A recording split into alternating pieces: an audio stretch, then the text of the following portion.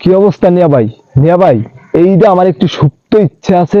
যে সকল সাংবাদিক ভাই ও বোনেরা রাস্তাঘাটে মানুষে ধরে ধরে জিজ্ঞেস করে, ভাইয়া আপনার বাজেট কত, আপু আপনার শপিং এর বাজেট কত, আপু আপনার ঈদের বাজেট কত, ওই সকল সাংবাদিক মারানির পুতদের বাসায় গিয়ে আমি বলতাম, আমার কোনো ঈদে বাজেট টাজেট নাই, আমি বাজেটহীন লোক, দেন কিছু টাকা পয়সা দেন।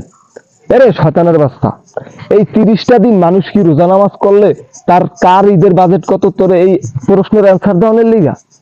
হ্যাঁ, মাথার মধ্যে তো বিদ্যার কালিটুকু নাই মগজের ভিতরে।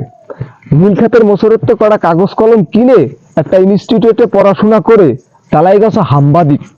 কিস্তি একখানি উড়াই, কিনছো একটা অ্যান্ড্রয়েড ফোন আর কিনছো একটা মাইক কিনা এখন রোডে গাড়ে দাঁড়ে দাও আর এই জিজ্ঞেস করো, আপু আপনার ঈদের বাজেট কত, আপু আপনার শপিং এর বাজেট কত। এই তোদের কি কোনো কাম কাজ নাই? এরে শয়তানের বাচ্চা, এরা ঈদের বাজেট মারানির পুতেরা। এই তোরে কি ওয়ার্ল্ড থেকে বিজ্ঞপ্তি দেওয়া হয়েছে? হ্যাঁ, কার বাজেট কত, কার ঈদের বাজেট কত, এটা গবেষণা কিনলাই করার জন্য তোরে বিজ্ঞপ্তি দেওয়া হয়েছে? যদি তোদের কাম কাজ না থাকে তাইলে পরে এই ঠাড়া পড়া রোদের ভিতরে কোলার মধ্যে 1 ঘন্টা 8টা কৃষকের ফসল নির্ণয় কর, কার ফসলে কি সমস্যা নির্ণয় করে তার একটা সূক্ষ্ম জ্ঞান দে, যাতে তার কাজে লাগে। তারপরও এত বিরক্ত করিচ্ছা, এত জ্বালা যন্ত্রণা দিস না। তোদের জন্য কোনো সামাজিক যোগাযোগ মাধ্যমে ইউটিউব, ফেসবুক, ইনস্টাগ্রাম কোনোটার ভিতরে ঢুকে শান্তি পাইতে আছি না। এই যার যার বাজেট তার তার অন্তরে। কোন একটা পরিবার 5,000 টাকা দিয়া ঈদ কমপ্লিট, কোন একটা পরিবারের 1 লাখ টাকা দিয়ে ঈদ কমপ্লিট হয় না। যার যার সামর্থ্য অনুযায়ী সে তার ঈদের বাজেট নির্ণয় করবে। এই যে তোর একটা ব্যক্তিগত জিনিসটারে এটা পাবলিকালি করতেছিস, একটা বৈষম্য ক্রিয়েট করতেছিস, এটা কেন করতেছিস? হ্যাঁ, এমন সোপার দিন সোপা কালসা সোপরা লিক করে কিডনির পজিশন শুদ্ধা চেঞ্জ করে ফেলাম, মাথা 1 ঘন্টা বিটিভির মতো ঝিরঝির করবো, এমন বয়রা দিমু বেড়া সাংবাদিক মারানির পুতেরা। এই কোন একটা আপুরে যদি দেখে ভিডিওতে তার হাজবেন্ড তাকে 1 লাখ টাকা দিচ্ছে ঈদের বাজার করতে, ঈদের শপিং করতে, এখন ওই আপুটা যদি দেখে তার হাজবেন্ডে যা বলবে, আমার 10,000 টাকা দিয়ে শাড়ি কিনা দাও, চুড়ি কিনা দাও, এই যে কানের বালি কিনা দাও, নথ কিনা দাও, তো ওই বেড়া বেড়া মাসে 20,000 টাকা বেতন পায়, ওই 20,000 টাকা দিয়া তার পরিবার চালায়, তার বাবা মাকে দেখে, তার ছেলে সন্তানকে মানুষ করে।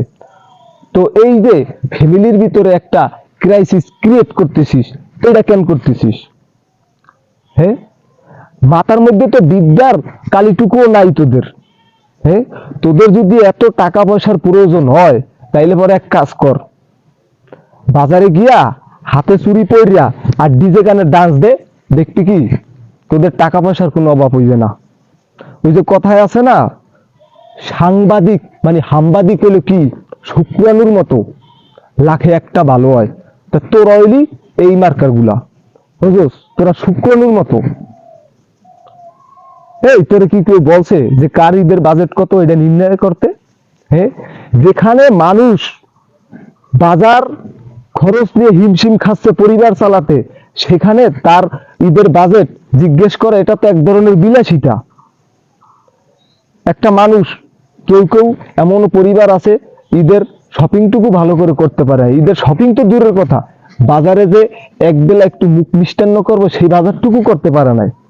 তো তোরা এই যে ব্যক্তিগত জিনিস, এই যে পার্সোনালি জিনিস মানুষের পাবলিকালি করতেছিস, এটা কেন করতেছিস? কইরা যে একটা ক্রাইসিস ক্রিয়েট করতেছিস, একটা বৈষম্য ক্রিয়েট করতেছিস, এটা কেন করতেছিস? এ সাংবাদিক মারানির পুতেরা, এতদিন রোজা ছিলে তোকে খামার খুমার দিতে পারি নাই, বলছি না তোকে কি খালি রোজাটা যাইতে দে, তোকে কি পরিমাণে খামার গুলা দেই। হ্যাঁ, সাংবাদিক মারানের পুতেরা, শয়তানের ঘরে শয়তান, ফাজিলের ঘরে ফাজিল, হেমসি মাকড়া বিসি মাকড়া, সাংবাদিক জ্বালাই গেছে এক একটায়। চোপড়াইয়া গাইছা চোপড়া লিক করে দেওয়ানোর দরকার তোকে। পাবলিক ভালো এই কারণে তোদের কিছু কয় না, আমার সামনে পড়লে চোপড়াইয়া কিডনির পজিশন শুদ্ধা চেঞ্জ করে ফেলাইতাম, বিটিভির মতো 1 ঘন্টা ঝিরঝির করতো মাথা, এমন বয়রা দিতাম। ফাজিল জানি খুনকার একটা সাংবাদিক জ্বালাইছে, ফাজিল, হারামির বাচ্চা হারামি।